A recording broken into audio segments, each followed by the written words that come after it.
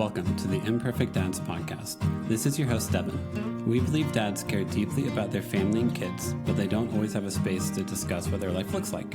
Our podcast is a space for dads to discuss the ups and downs of fatherhood and how they feel like they're holding it together or how they're not. Thank you for joining us for this episode. This podcast is part of the Never a Face Network. Make sure to follow them on Instagram or go to the website neverafacenetwork.com. On this episode, we have on Todd Bell, the bass player for Braid, Hey Mercedes, and Fight Dice. We talk about his life as a teacher, his daughter now being a teenager, life in Wisconsin, how he became a teacher, traveling to Japan to play a show and bringing his family along, how they plan shows now since all of them have day jobs and full lives, early years of Braid and Hey Mercedes, time touring with Jimmy World, and being an older dad but staying young. And also just like one more thing. Dad, just start the episode. Oh, my bad. Like when Chris was on, I also have 3 kids. He has 3 kids. And it was at like the end of us being full on dad summer. And I was just being like, do you feel like, did you feed your kid a popsicle for lunch today? And you're like, yeah, I did. So what? Well, who cares? Roll it, because I'm an educator. I have summers off with my kids all summer too. So you and I probably live similar lives, although I think my kids are older than yours. Probably, yeah. Yeah. So I have 3 kids. I have a 9-year-old daughter, 7-year-old daughter, and 4-year-old son. What about you? What ages? All that good stuff. My son is 10. He'll be 11 in February. Okay. My daughter, she's 13. Okay, cool. So she's a freshman in high school this year. So that's a new thing and some, big changes to her, what's going on with her. And, and she's a total teenager right now. She's a handful. Yep. My oldest she'll be 10 in February. And so, yeah, already I'm seeing all like the signs of her being like, hey, Holly, did you do this? And she's like, yeah. And I'm like, what? I just asked you like if you put your shoes on yet. It's like, I'm not even being a punk. Like, come on. Like, give me the snarky. Yeah, everything's something. It's the extreme irritability all the time. Yeah. It's crazy. I can't wait. I'm trying to be cool. I try to be cool. It's just hard. It is, man. I'm sure. I know your daughter's 3 years ahead of mine, but I know there'll be the moments where she'll be like, why'd you look at me like that? And I'm like, I just looked. I'm not even like, what's my face even saying right now, guys? Because I'm just existing. Yeah. And it's crazy. Like the way that kids, I'm a teacher, so I've seen things change over the last 10, 15 years, just like how kids are and what they do and how they learn and what's going on and the advent and the complexity of screen time and everything is just crazy. It's just the weirdest time to be around young people right now, I feel. Yeah, it's fascinating and wonderful. Yeah. Don't take that the wrong way, but just to see kind of like how different things are now. No, I mean, even like, I remember talking to at least one guest on here about how like, I know whenever I turned 16 or whenever we were teenagers, like getting your driver's license was like the biggest achievement ever. You could blast music as loud as you wanted in your car. You had all this freedom. And I feel like kids nowadays are like, why would I need can't you just drive me? And I'm like, wait, we have different definitions of what freedom looks like and what like identity looks like. And I'm not sure how to navigate that. Yeah. And I think that comes with the way that the parenting styles have changed since my parents were raising me and my brother, and the way that we do things. And sure, I would think that we all want what's best for our own kids and we want to keep them as safe as possible. But I think that, there's probably some stuff that I would do differently, but I don't really have any regrets with that. I probably helicoptered them to where they were like scared to do that. So they want me to come with them. Yeah. And whereas when I was a kid, it's also the difference between, genders too, with boys and girls. My daughter's different than my son. And when I was growing up, it was me and my brother and a bunch of neighborhood boys running around. We were wild. Yeah. So I just think it's a little different, It is. Yeah. Versus like all right, cool. You guys go find a playground and have fun. Like go ride your bike a mile or 2 down the road and go find it. Where like even now, like I'm sure you've read Anxious Generation by Jonathan Haidt. Have you read that book yet? I haven't, no. Okay. He talks a lot about that difference of like nowadays we almost live in a world in which like I live a half a mile from a playground where if I sent my daughters to that playground, I might get the cops called on me for being a neglectful parent. And it's like, well, I thought this was part of childhood for me. You just go find a playground, you play on it, you come back when you get bored or you get hungry. And like, that's not the reality we live in so much anymore. Yeah. So, but who knows? How's it feel to have a kid in high school? Is it kind of surreal to like more like not like how's it socially going, but like how's it feel for you to know you have a daughter that's old enough to be of high school age? I don't really think about it. My daughter's always been super responsible. Okay. And I think when you mentioned that anxiety piece, she's a little bit, she's got some of those traits in her character where she's a little bit, she asks me a lot of questions. She asks for things that she knows she can have, but she just needs that, she'll ask me for things that she knows I'm going to say yes to. So it's just part of the way that we communicate and that things are done now. So she's always a little bit like not on edge, but just a little bit more anxious than my son is. So it's just a little different, but she's also really responsible. So I don't have to worry about her too much because I know that her anxiety kind of keeps her in check a little bit. That's how my firstborn feels also. The fear of certain things. She's like, all right. Yes. So it just kind of keeps her grounded a little bit. Yeah, pretty much. And if anything, since she has two younger siblings, I feel like we have to go up to her a lot and be like, you're just so you know, like you're not the parent. And like you actually like, my God, you're all day responsible, long. but you're not responsible for your younger sibling. Like I want you to, if they're doing something dumb, tell me, but also like, how do I guarantee you feel like you still feel like a kid because you're 9, you are a kid. So be a kid. Yeah.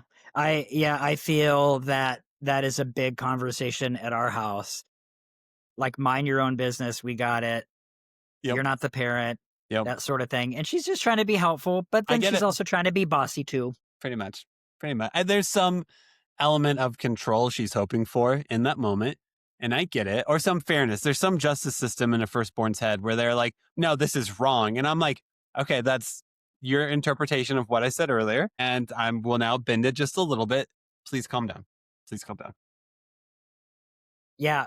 We're right on the cusp of winter break here. Yeah. Like I told you before, I'm a teacher. So I got out of school on Friday and my kids are irate because they have 2 extra days than I do. Because we're in 2 different districts, which are neighboring districts. So my district, our school wrapped up on Friday. So this is my first legit real day off. And I was like, these are going to be the greatest 2 days of all time because I get to get up and send my kids to school. Yes. And come back home, stay in my pajamas and get stuff done. Do whatever you want. Were you able to be sometimes whenever my kids aren't whenever they aren't at home, I'm almost paralyzed by how much I want to get done that it's hard for me. I have to like make the list beforehand or else I just sit there and I'm like, shh, I just stared at my phone for 2 hours. Crap.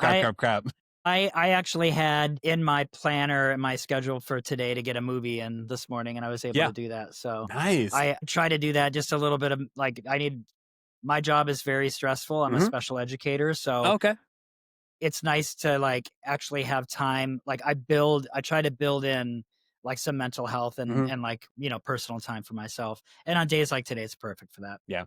I feel like that's something you have to learn because like as I get older, I'm 38. I've been married for 12, almost 13 years, but learning how to schedule like, hey, I'm literally going to take an hour to do something for myself is like something I'm still learning how to do. Yeah.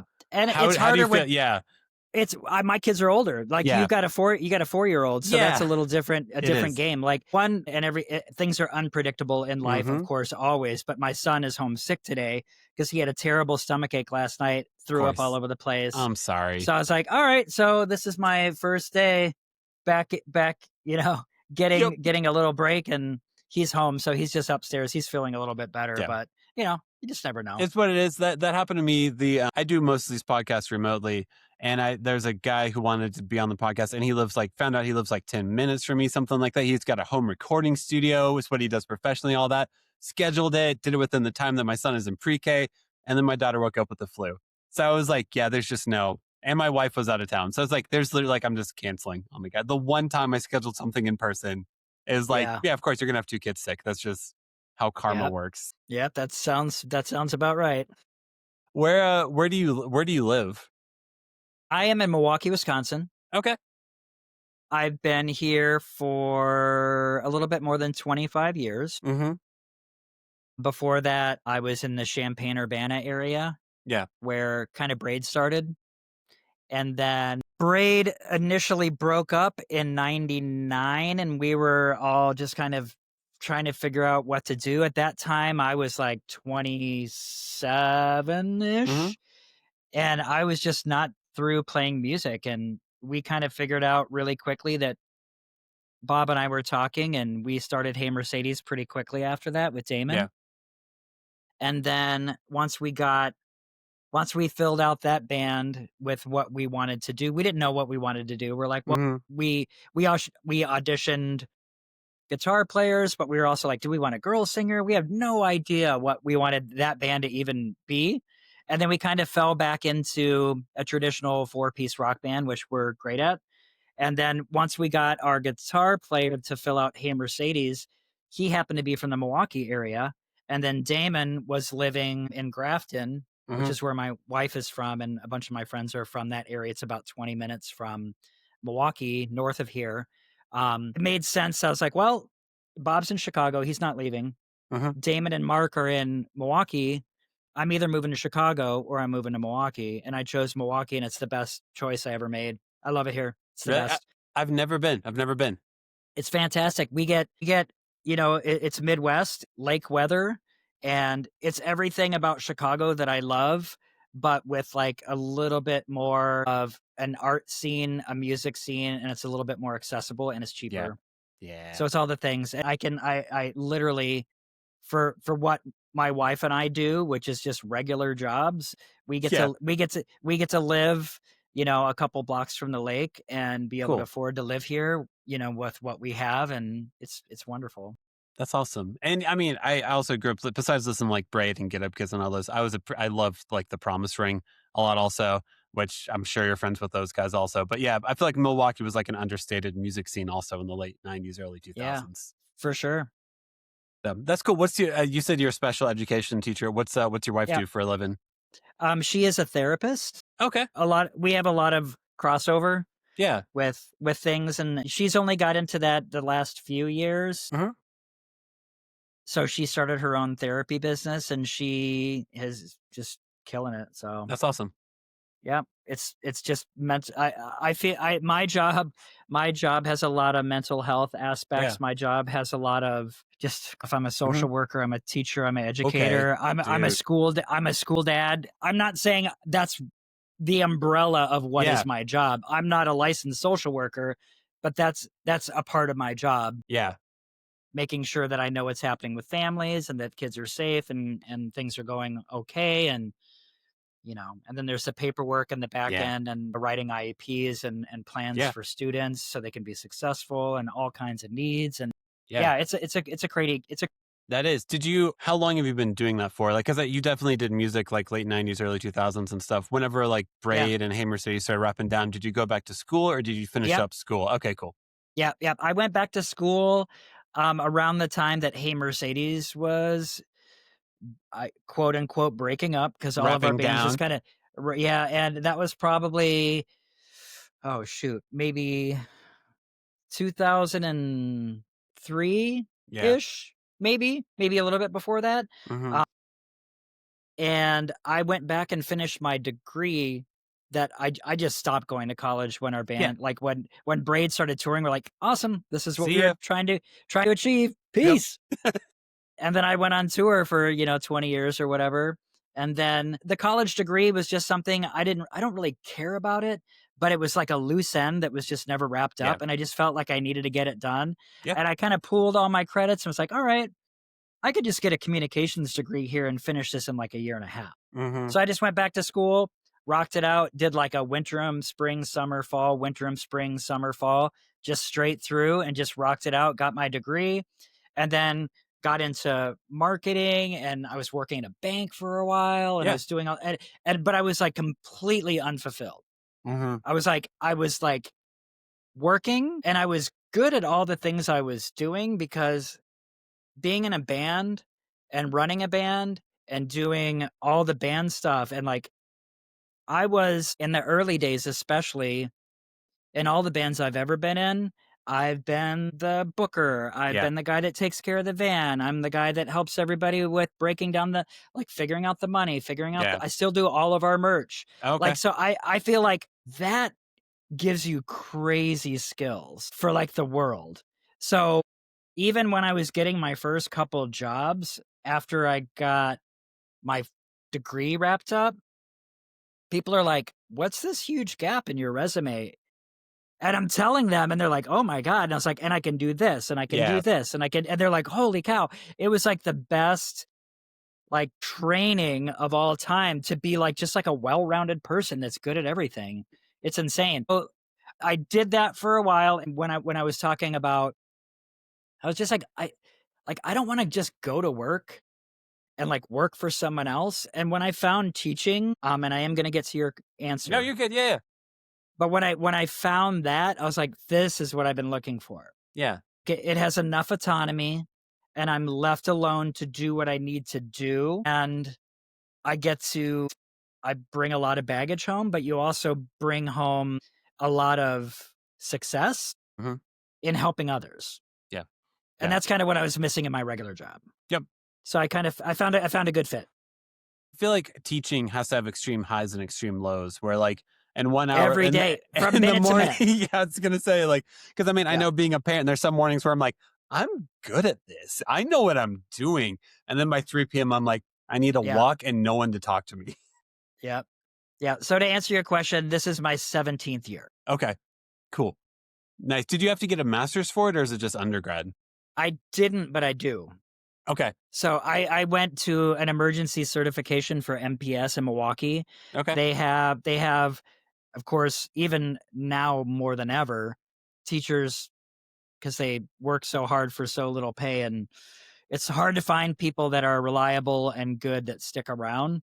That at the time I was emergency certified for special ed because there was a lack of those teachers in the district. Okay. Yeah. So I was fast tracked, and it's like, you got a bachelor's, cool, we're going to push you through.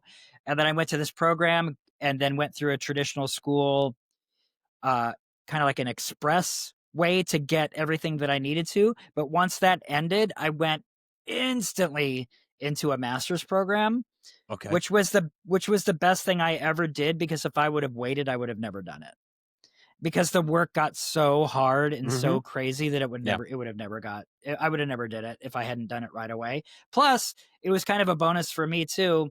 At the time, I had a master's 2 years in, so I was cheap.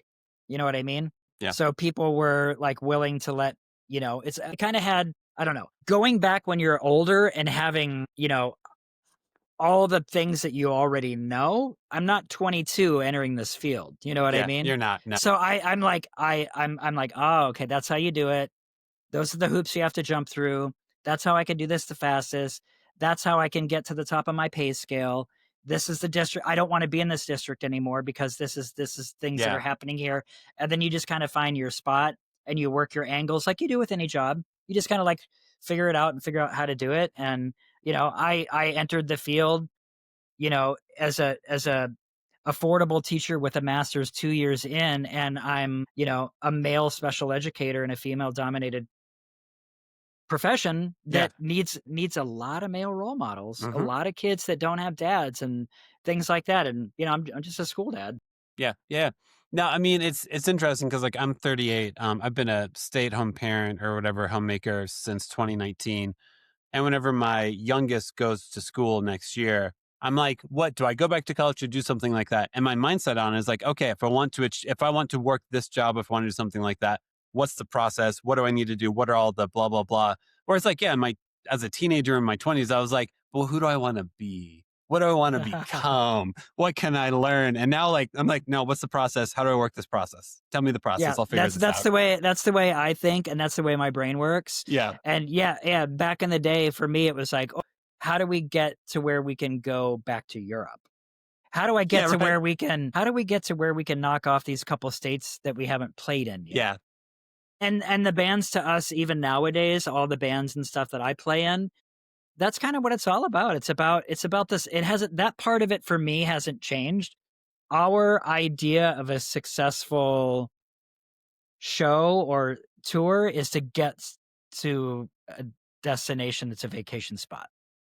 Which is a good segue into, I think whenever I had Chris on, what made me want to ask you to come on was Chris told me, did you guys do a tour in Japan and you brought your family with you and turned it into like a vacation while you were over there? Yeah. How was that? Tell me about that experience. What made you be like, great. Let's do it. and we're doing it again in Are like you a couple really? months too. Yeah. Nice. So like we've been very lucky with all the bands. Hey Mercedes has been a couple times to Japan. I think we've been 2 or 3 times, and Braid's been 4 or 5. Cool. So we went punk rock style in 1999. As before, like I think that was the last thing that we do before we kind of called it quits. We were already planning on breaking up, but we had this tour booked that I booked with the help of a friend, and Damon was involved and he was helping too. And like literally it was a punk rock Japanese tour. We booked the cheapest flights possible to where I think we left from tour. This is the insane stuff. Like we went, this has happened multiple times to where we're like, we're out east. We're gonna catch a plane in Dulles, and we're gonna go to Kim Coletta's house first because she's gonna drive us to the airport so we can leave our van at her house. Yeah. And then our first flight to Japan. Check this out. We left from. We're all Midwesterners. We're all from the Midwest, but we left from Dulles, went to Alaska, switched planes or had a layover. Yeah. This is a long time ago. It's hard for me to good. remember. And then we flew past Japan to Korea, to Seoul. Yeah. And then flew to Japan. That whole flight took us like a day, an entire day of travel. Yeah. And then we get to Japan, we're picked up, we pick up our gear, and we go straight and play a show. So I remember having a t-shirt balled up under my head, trying to get a couple minutes of sleep on a concrete floor backstage in Japan at our first show because we'd been up for 30 hours. Yeah, of course you had been. And then of course you learn a lot, and you're like, it was so fantastic and it's so great, and no one gets to come here, especially a small Western band like us. And then we just we're like, that was a great thing for us to do, even though it was incredibly hard. But when you're young, it doesn't matter. You just do it.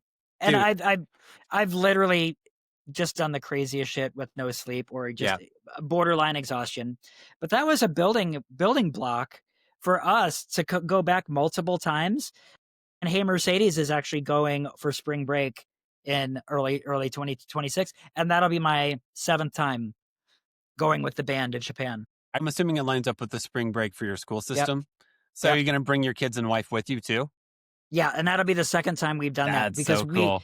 When Braid went and played the 25th Frame and Canvas anniversary, we had some Japan shows set up, and we're like, we want to come.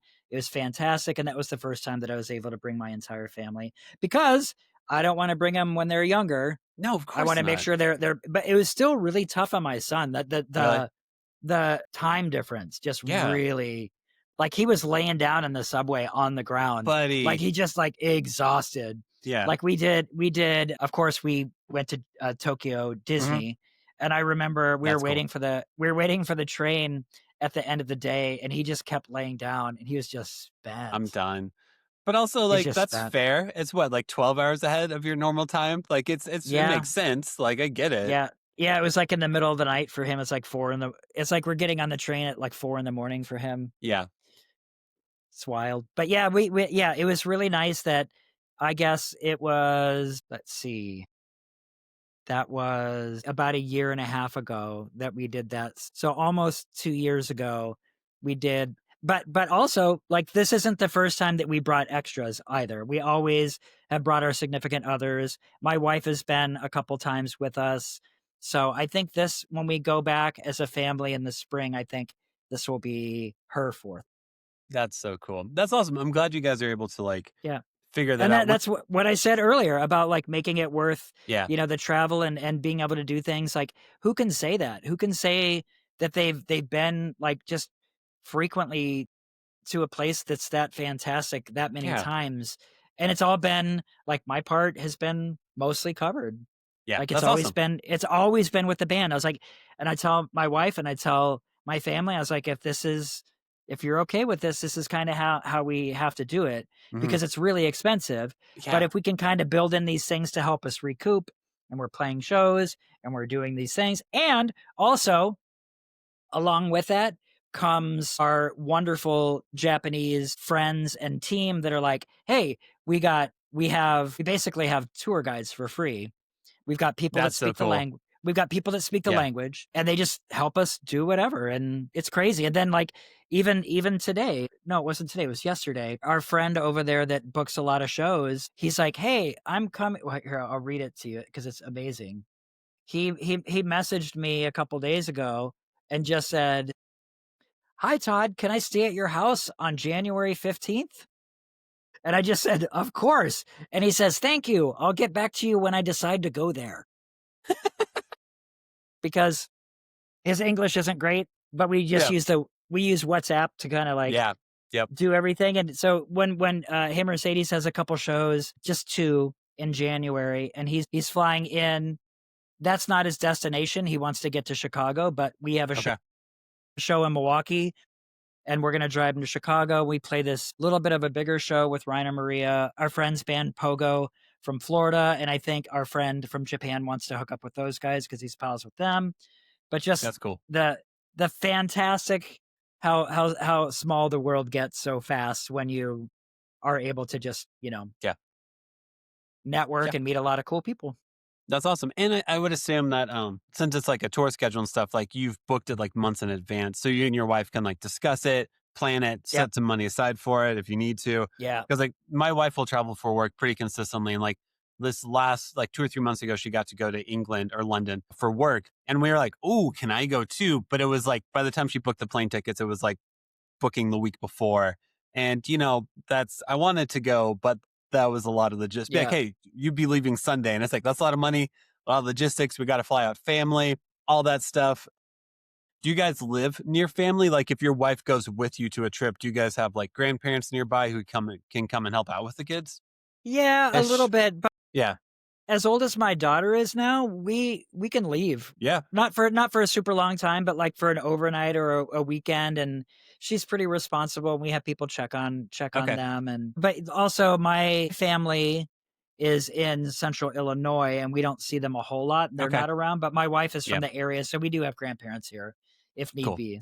Sweet. And we got a big friend group, so they're all come here and help them get to bed and then leave, just to make sure, check on them, make sure they're good. So Yep. we're good. That's our go-to for we live like in the suburbs of Denver, and like our neighborhood is really good with people who have kids about the same age as us. And it's like, hey, my wife and I literally just want to like eat a meal, like spend an hour and a half without answering questions the Yeah. entire time. Or maybe eat Thai food, maybe eat something that isn't, Yeah. filled with ketchup. Can our kids just watch a movie at your house? And then we'll come pick them up when we're done with dinner. And like almost everyone's like, yeah, sure. Can you do that for us next week? And we're like, yeah, of course. That'd be Yeah. great. Yeah, it's fantastic. Like my son is in soccer and Yeah. we have a whole like carpool group Mm-hmm. that kind of helps with all that stuff. But he was coming home from soccer yesterday and he's like, "Hey," his friend, he's like, "They're just going to, instead of taking him home, drop him off at my house." And then so he comes in with like another soccer friend and they're just like dropping all their soccer gear everywhere and just like happy to be, on a play date. Yeah. And it's just like they're just like, just they're really good about just, being available. And Yeah. the parents are like, "Cool, yeah. We know where they are. They're safe. Yep. They're good." That's awesome. It's an element of parenting that I didn't expect to be when we lived in Nashville and we moved out to Denver area a year ago. And in Nashville, we more had to drive to friends to get to them. They didn't live in our neighborhood. And now living in a neighborhood in which it's casual like that, like my middle child plays soccer and it's like, hey, do we need to pick one up on the way? And it's just so part of the like natural rhythm of life that it's just really rewarding to have to be able to give that to your kids of like, hey, if your friend wants to come over, like go knock on a neighbor's door, go see what's up. And like, it's nice. It's Yeah. phenomenal to have community. Yeah, it's really nice that I feel that in Milwaukee also it's 10 minutes to get anywhere. Mm-hmm. Yeah. It's really easy to get around in. I mean, traffic has got Yeah. bad over the last couple years, but Yeah. I feel 10 or 15 minutes I can get nearly anywhere I want to go. And That's then awesome. the kids just have a couple friends in the neighborhood, but the neighborhood we live in is a little older. As you Mhm. get older and you move to a nicer, more family-oriented neighborhood, but all the kids are kind of grown up around here, so my kids are definitely the youngest in the hood. But they've got friends around the corner that they're pretty close with, and they just, they just kind of find things to do. It's good. That's awesome. That's so great. Are you like technically, or would you consider yourself like an older dad? Did you wait until a little bit later on in life to have kids? Yeah. Yeah, my daughter was born. Let's see. She was born right before I turned 40. Okay. So my wife was my wife is 6 years younger than I am, and she was on the cusp of like, all right, if we're gonna have a second kid, we Go. gotta talk about it Yep. because it's more important for you to make sure that we don't have any complications, and it's just took some planning, but that's just what you do when you're a partnership and you're just trying to make it all work. Yeah. Definitely. Yeah. But yeah, I was definitely an older dad. Yeah. I mean, I think it's crazy because all of my interests are, of course, I love records and vinyl records and skateboarding and BMX and comic books and toys. And like, I'm just like a 50-year-old child, really is what it is. But like, I'm playing guitar with my son. We're skateboarding together. Like things that I'm lucky that I'm healthy and the lifestyle that I kind of lead, and as active as I am, that it's just fascinating and wonderful that I can get out and do those things with him. My daughter was into it a little bit, but as she got older, she doesn't care. She just wants to shop and hang out with her friends and do that sort of thing. So at least I have my little mini me as my son. That's I right. can go Yeah. And at some point in get rad time, with. yeah, I know my kids will look at me and be like, we just don't want to be around you because you're my dad. And I did that to my parents. Everyone does that to their parents. It's just That's kind of started happening the last couple years with my daughter. So it's like, all right, I'm going to give her space. Yeah. I'm going to touch base with her, make sure she has what she needs. It's usually me texting from downstairs. Like, are you hungry? I made this. Do you want to eat food? Just so I'm not, I came home. I was at band practice last night for another one of my bands. And I get home and my daughter's like, Dad, I'm hungry. Will you make me some pasta? I'm like, why not? It's 8:30. Sure. Why Let's do not? this. Yeah. So You're I like eating. just made a full blown meal at like 8:30 at night. But yeah. So yeah, things are good. The kids are great. They're into their own stuff. And Yeah. it's just really fun to watch them become like people. Yeah. It is. It's so cool. My kids are just are still in the process of getting to that where like they have things that I'm like, oh, this might be a core identity thing. Like this is going to be something like my oldest reads a lot or listens to a lot of Harry Potter, and I'm like, oh, whenever you're in your like 20s, you're going to probably still remember being this age and like doing Harry Potter stuff. Where like my 4-year-old, I'm like, you like trains and dinosaurs. When you're in your 20s, you probably aren't going to still. You might still be talking about trains and I don't know. Are you going to still be talking about trains and dinosaurs? Yeah, You and might and be. the influence that as a parent you want, like taking my kids when they're like 3 and 4 years old to like comic shows and like Yeah. comic cons and dragging them around to like stuff that I still do that. My daughter usually doesn't come, but my son Yeah. still does. I'm going today. Like Milwaukee has a lot of random like total comic book guy card table at like the Best Western Conference Hall. Yeah. I know what you're talking about. Yeah. Like I go to a lot of comic shows and toy shows like that just to look around, and half the time I don't even buy anything. I'm just there for nostalgia and they're like, oh shit, that's cool. And to look at stuff, and me and a lot of my older adult friend group are still into a lot of that kind of stuff. So it's just like an interest that I still am able to get out and do things for. And it's really fun. So I'm usually dragging my son along. Do you guys, since you are like a full-time educator and stuff, do you do tours that much, or do you do just mostly like one-off shows where you're like, all right, we're doing this weekend and stuff? Well, it takes a lot of planning because I mean the two main bands that I would do that with are comprised of three of the same guys, myself, Damon, and Bob. Yeah. So we talk all the time, and it's usually, and then once we find an opportunity, we'll move it to Chris from Braid, or we'll move it to Mike from Hey Mercedes. But Mike's on tour as a sound guy. That's his job. So we have to find a time that he has a break in his schedule that we're not interfering with his bands and the things that he's doing. But then we also have to, like if it's a Braid related show, Chris has got 3 kids. Yep. His wife Sonia's super busy making all that work. But usually it has to kind of go around my schedule first because I have very specific windows. So we got Christmas, which usually doesn't really compromise a whole lot because there's not a whole lot going on. We did a New Year's Eve show in the past. Okay. Like Braid played one of those one time just for fun. Yeah. Like because we had an offer and I was like, oh, this makes sense. Let's just do it. Yeah. And then I got that summer window. And now that my kids are older, it's like that is all available if we can make anything work. Yep. But then Damon, he's an event planner promoter that works for a large company near Nashville where you used to live. Yeah. And he's down there. He's like, oh, I can't. He's like, oh, I'm not going to be able to do it that weekend. I'm doing Depeche Mode on Saturday and Justin Timberlake on Sunday. Yeah. You know, like that. It's like, oh my God. All right, cool. You're not going to be able to do that. Of course. So he does. And I'm not even, he tells me what he does, but he used to work when our bands kind of stopped.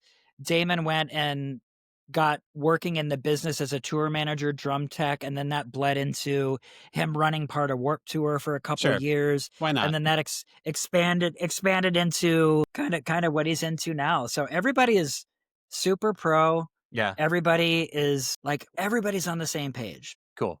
Yeah, you all are like, hey, we're busy, we're doing stuff. We want to do the band, we want to play shows together, but let's start talking now because it's going to take a bit.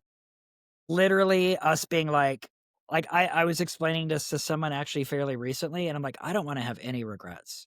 I don't want to have any regrets. Be like, oh man, I wish we'd have done that. We all just do it.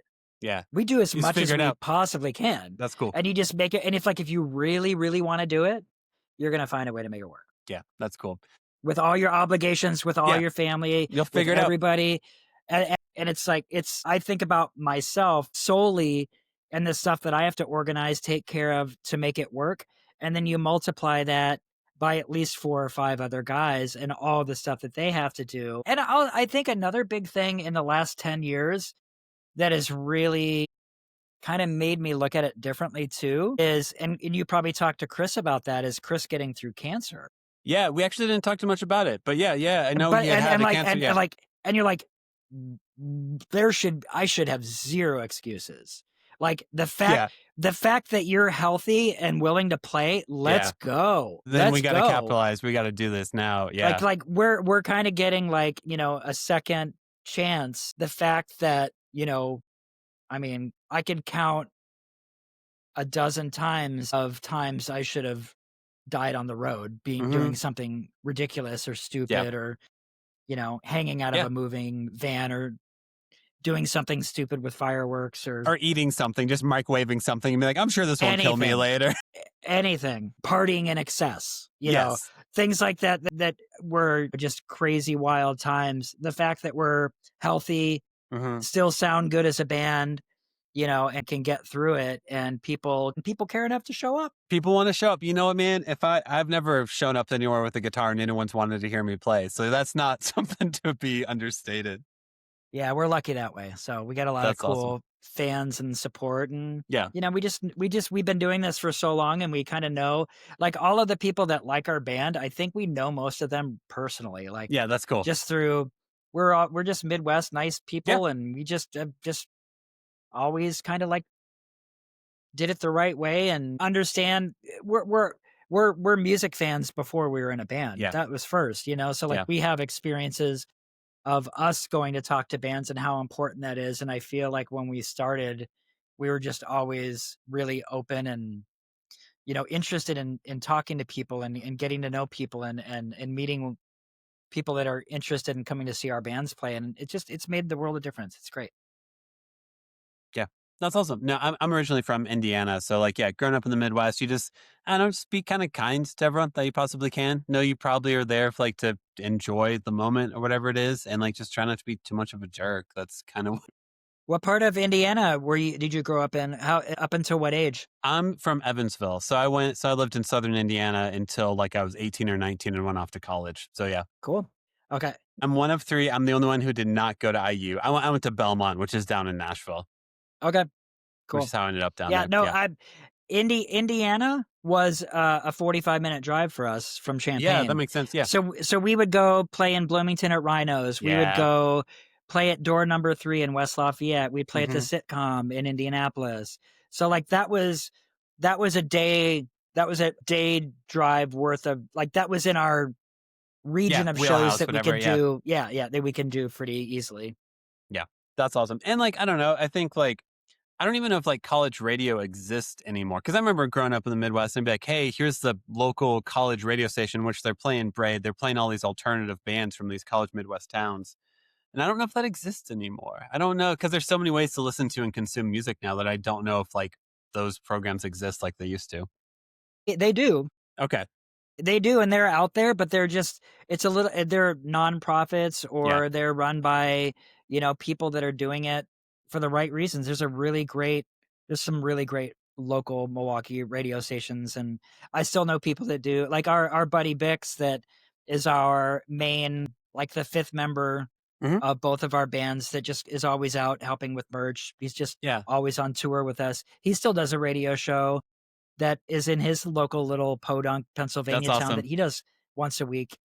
It's crazy. That's awesome. And now it doesn't matter. Like the difference between then and now is Mhm. he can just stream. I can listen Yeah. to it from home and I can just stream it from there. Whereas before you had to be, Within the radius of yeah, it's a different thing. That's awesome. Have you guys played like I know like there's a lot more tours and festival now, like when we were young and Best Friends Fest and all that stuff, where bands that have been around for a good 20, 30 years are now starting to play those. Have you guys played any of those shows yet? Yeah, we played the first two Best Friends. That's what I thought. Okay, cool. Braid played it the first year and Hey Mercedes played it this year.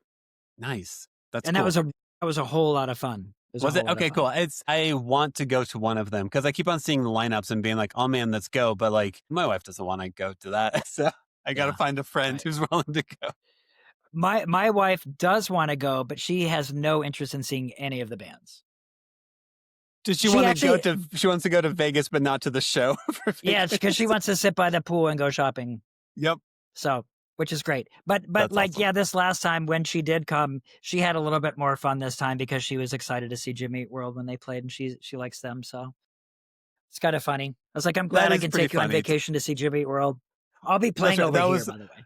That was, by the way, I'm playing a set to a couple, like hundreds, maybe even 1,000 or so people.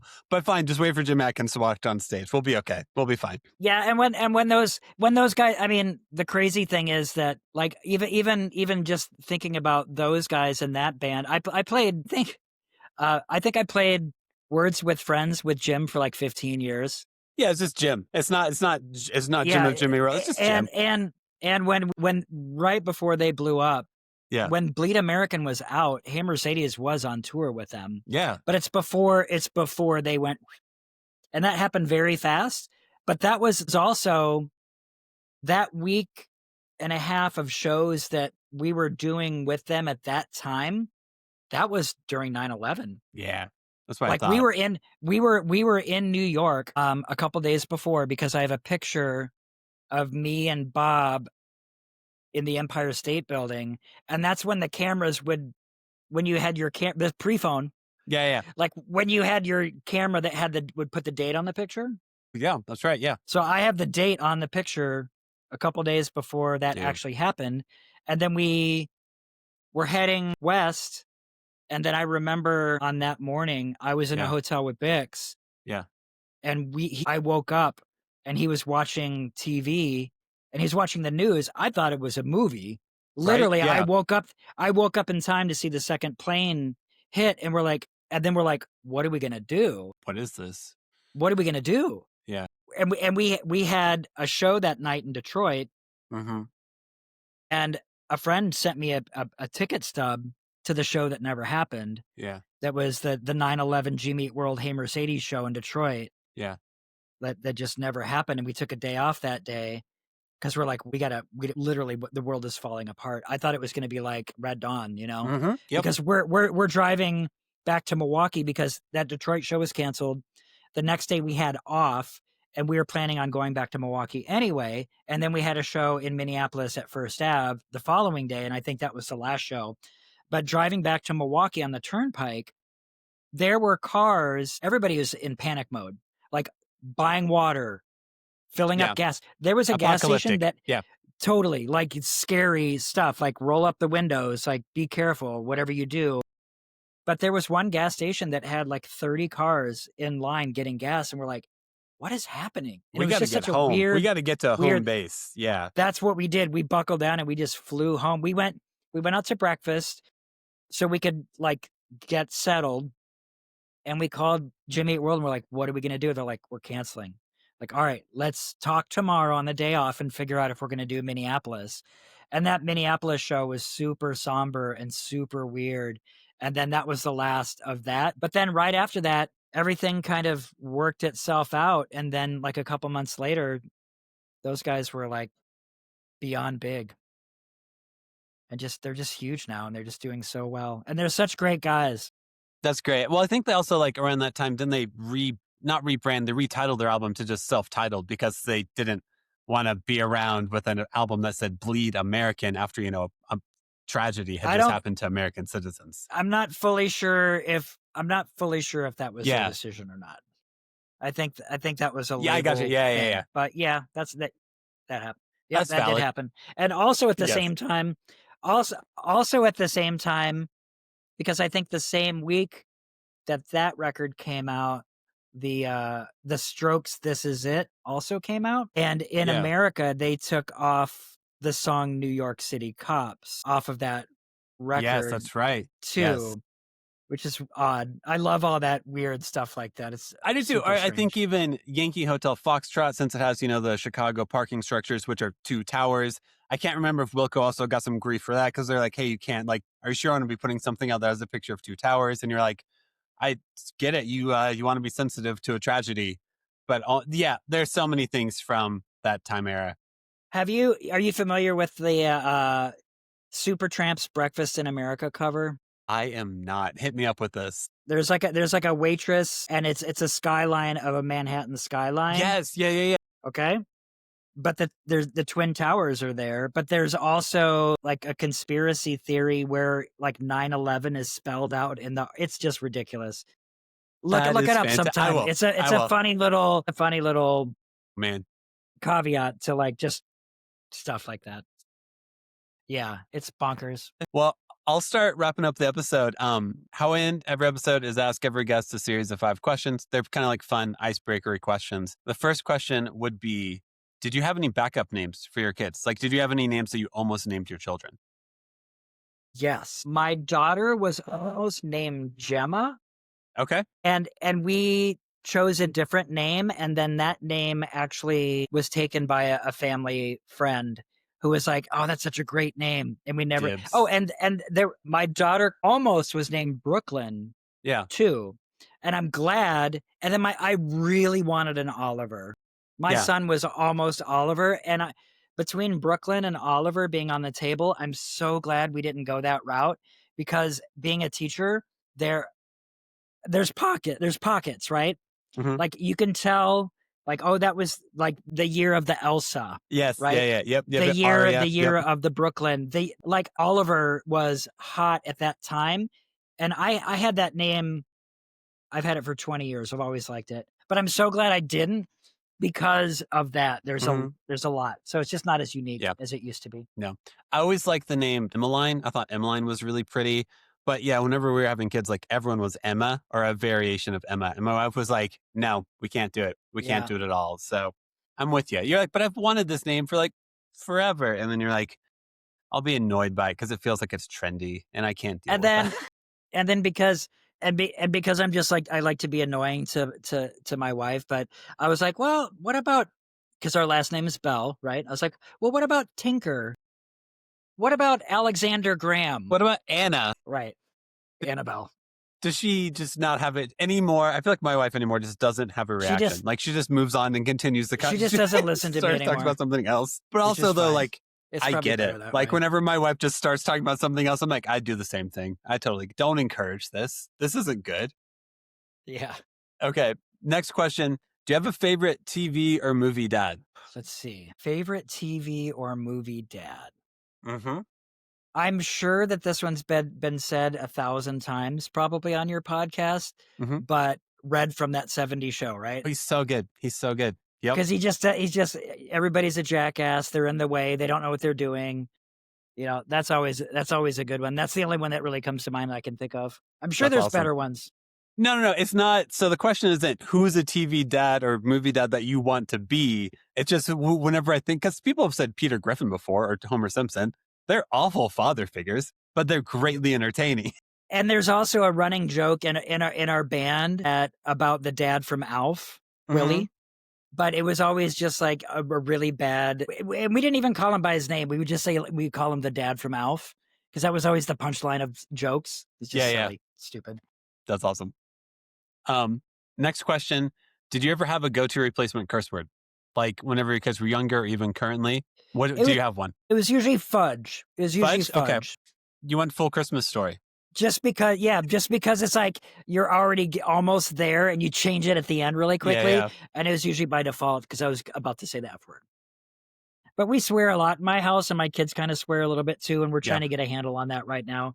It's just potty mouth stuff that's just happening. We're all really bad. I get it, man.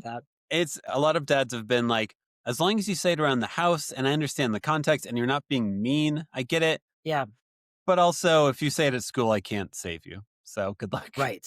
Yeah, there's a lot of conversation about that too. It's like if it's said in anger or towards somebody, it's different than stubbing your toe and saying something like that. You know? Yep. It's a different vibe. My kids are younger, and they'll be like, oh, that's stupid. They did that, and they'll be like, you can't call someone stupid. And I'm like, I'm not calling them stupid. I am characterizing their action as stupid, which is a concept you don't understand. I just won't say stupid next time.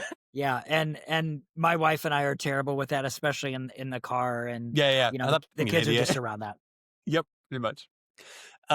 Next question: what's one of your favorite activities that you do with your kids? We do.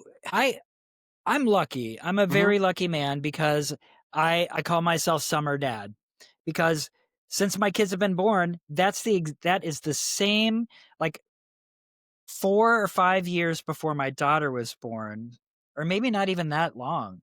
3 years before my daughter was born is when I switched careers and became a teacher. And so from the instant that they were young, I was able to have summers with them every summer. That's so cool. Their entire lives, I've been able to be home with them and still hold on a full-time job. I plan many things. I have a list. Every summer I have a list of me and my kids do this thing. We don't do it as much anymore. They're older now, but we used to see how many parks that we could get to during the summer. Like we always go to there's a local park that's nearby that they grew up in, that we would go to that park. We go to that park 10 times during the summer, but we can only write it down once. Yeah. But we got to try to get to as many exclusive parks, as many as we can all summer long. And then we got to make sure we go here. We got to make sure that we go 20 minutes away is this really great little, really small water park, but it's super fun. And it's a local park. We want to go there. So I feel like we go out to dinner a lot. I took my son to lunch yesterday just to get a milkshake, because my daughter was with my wife in Chicago yesterday. I was like, we got to do something fun today. Let's go do this. But then one of my favorite things that I do with my son is there's a lot of local DIY skate parks in Milwaukee. That's cool. So he and I go to a lot of those just to screw around a little bit. And then my daughter and I, it's usually like running to Dunkin' Donuts before school, or doing something like that together. Having food is a big part of our life. We love to eat. We all love to eat. We all like to go places, but just doing things having one of my favorite things to do. We're very lucky that we can walk 2 blocks and we can walk down to Lake Michigan. So we have this little, there's this little nook in our neighborhood that has a pathway down to the lake. Yeah. And that's awesome. we try to go down there as much as we can to see the frozen water, to swim, even though it's super cold. Yeah. Just to mess around, it's just, being near nature that way, and being near a big body of water like that is pretty cool that we have that. That's cool. And if you haven't been to Lake Michigan or seen Lake Michigan before, it does look like you're looking across the ocean. It does just go on forever and ever and ever. So this is like an ocean. This is oh, this is huge. This is massive. Just talking to my kids, be like, you guys are so lucky. I can drive 10 minutes from here and we kind of cross the Continental Divide. Yeah. And I talk about this is our watershed. We're lucky that we have access to the world's largest freshwater source. Yeah. or the second. Maybe there's one in Russia or something. There's another big one somewhere. But it's like, it's just like fun to like teach your kids about that kind of stuff and be like, this is really cool that we have this. It is. Yep. We're still getting used to that out here of like a 2-hour drive in Nashville is like Chattanooga. You get close to Knoxville, which is all great and everything, or in my hometown in Southern Indiana. Out here, 2 hours is like Breckenridge and Vail or the Rockies. And I'm like, this is really like, guys, this is really cool to be a 2-hour drive from something people hope to be able to see at some point in their life, and just try to be lucky about it, you know? And yeah, it's pretty flat out here, but like, the fact that your backdrop is you can see on your horizon is mountains, you know? Yeah, it's cool. ridiculous. No, it's makes you a lot more aware of cardinal directions because like west, it's there. You know exactly where it is. Same. And that like we geographically we have the lake. We're like the lake's that way, so you know that's always east. That's east. That's east. So that's it feels so dumb, but to be like excited about it. But like here I am being like, look, guys, you already know where west is. It's over here, unless you're next to him. And I think that like that is super important to me because of, again, when I talk about the things that I gained from being in a band and like learning navigation, how to read a road map, those things that are like lost skills nowadays. Very much. Yep. Just being able to turn on GPS and follow it on your phone nowadays. It's like, it for the longest time in New York City, every time I went there, I had this little like 5x5 laminated card that was an old CMJ map from where they would. And I had that in my back pocket. And every time I went to New York, that's what I had. Like, oh yeah, this part of Soho and the East Village, I always get turned around. I'm not sure where I am. And you just have something like that on you all the time. Yeah. And now you don't have to worry about that because you just put in directions on your phone and get there. But I do still remember the first time being in New York and trying to do the subway by myself and getting on the subway on the wrong side of the street. So I was going uptown instead of downtown and not realizing it until I was about 3 stops down. And and you just, it's great. Yeah. And then you're like that. You're that guy that has to like get off, walk up over the platform and go back down and go back the other way. We've all done it. We've all done it. And then you swipe your card twice because it won't. Yeah, it's great. You just waste $2.50 because you don't know what directions are. I've been there. Yeah. Yeah, that's usually me. That's usually me running downstairs really quickly and be like, "Oh, this train's pulling away. I think I should get on it." And then you're like, "Fuck!" And you're like, "I got on the wrong one." But then you see a new part of New York accidentally, and you're late for whatever you're trying to get to. Yep. And then last question: do you have a least favorite kids show or song, like something that your kids used to watch all the time? Where you're like, "This is trash. I despise this." In talking with you and telling you how much I've been around in my kids' lives when they were young. Yes. Like my son was born in February, and then my wife was home with him as long as she could. And then she's like, I think I'm going to be ready to go back to work in about 5 or 6 weeks. And then I'm going to tag you in. And then what I did when he was born, 15, is when I stepped in, I just took the rest of my school year off. I took sick days. Yeah. So like that, I had like a month and a half off, and then I had summer also. Cool. Yeah. So I was home with him for like 3 months. Hell yeah. Which is fascinating. Great. So he was very young then, but my daughter at the time was 3.5. Her first word, by the way, was Bob for SpongeBob. So nice. that's what she was into. And I can handle SpongeBob, and I can handle, like, she was super into Dora, and I liked a lot of those shows. Sophia the First. Were you into that? Were any of your kids into that? I was able to avoid Sophia the First. I think we found some of those. That was actually really cool, and I like a lot of those. Yeah. But the one that I can't handle is Caillou. Yes, it's the most common answer. Is it really? Yes. It makes sense. Every dad is like, I hate his voice. I don't understand what he's trying to teach my kid. I don't like it is the most consistent answer. And is there another one with a little dog kind of family creature? Is it Arthur? Well, is there like one with like yeah, like it was on PBS. Yeah, some of those were pretty crazy and just not my thing. No, Caillou is the most common answer. Every dad is like, he's got a weak voice. Why is he bald? Like, everyone's just like, I'm now despising a cartoon child because he makes my life so because I don't like what he does. Yeah. Yeah, not an entertaining cartoon. Not fun. Nope. And then only other thing, just moment for self-promotion. I don't feel like if you wanted to like say Instagram, anything like that, just a moment for promotion. Okay. Right now, I have a band. You mentioned the Promise Ring. Dan from the Promise Ring and I have a D&D stoner rock band called Fight Dice because we're all D&D nerds. That's So fantastic. we had a record that came out last year. When I said I was practicing last night, that's the band I was practicing. That's amazing. We got a show coming up in a couple weeks, and then Hey Mercedes is going to kind of start doing some stuff more this year. Mm-hmm. You can find us easily on Instagram. I can go ahead and say this because by the time this comes out, the announcement will be probably a month out. But we're finally getting around and got some licensing agreements to get all of our Hey Mercedes records back in print on vinyl. That's so awesome. Polyvinyl is doing all that stuff. It'll be coming out in the spring, and then we'll be doing some shows here and there. We may or may not be doing some shows with Jimmy Eat World. So it's like a 25-year comeback kind of thing, awesome. because they're going to be doing some Bleed American shows this year, and we might be playing some shows with them. That's cool. I think Braid is playing in Milwaukee in the summer, possibly with our old friends Dashboard Confessional. Cool. And, just like we had talked about earlier, everybody's super busy, but, playing music, we're lucky. We're like brothers.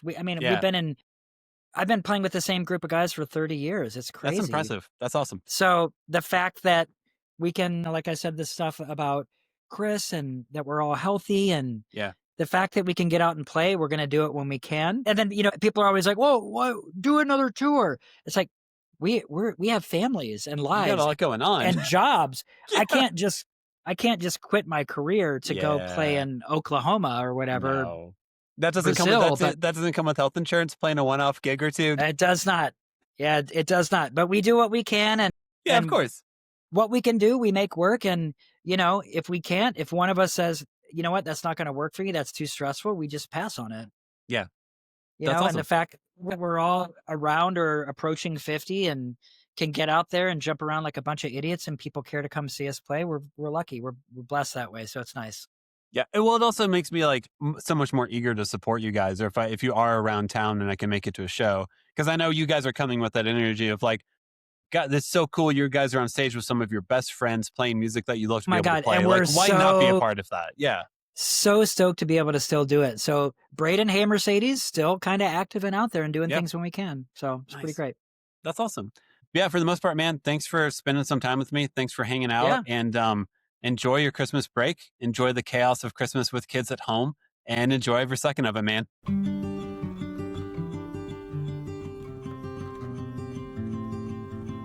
Thank you so much for listening to the episode.